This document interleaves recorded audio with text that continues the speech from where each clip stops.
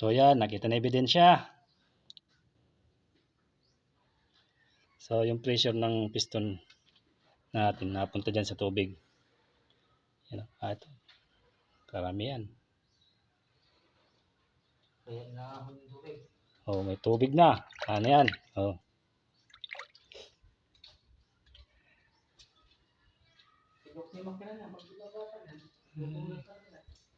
Tanggalin mo yung tubig.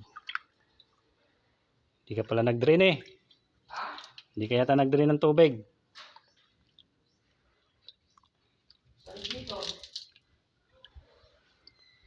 Daming tubig tuloy.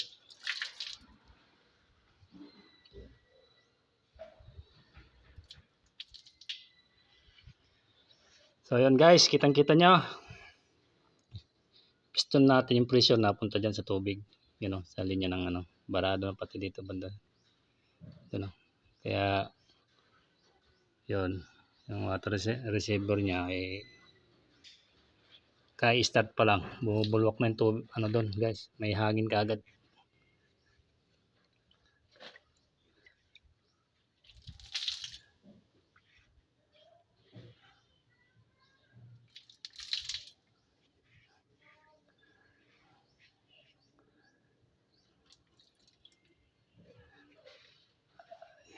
Kumakain ba ng langis to?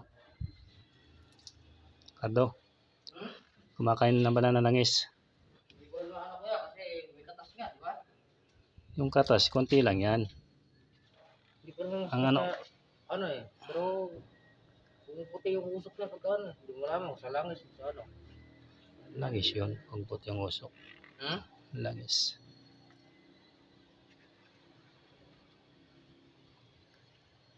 Ano yun? So yan guys, yan yung dahilan kaya kakahangin yung tubig natin. Kaya na overheat kasi nauubos yung tubig. Nilalabas lang dyan doon, no? Sa baby tank niya.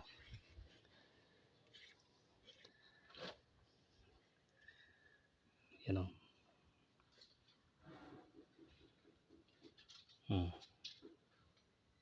Yan guys.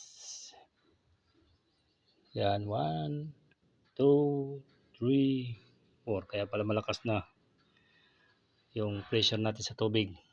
Ayan. Cause ng engine overheat.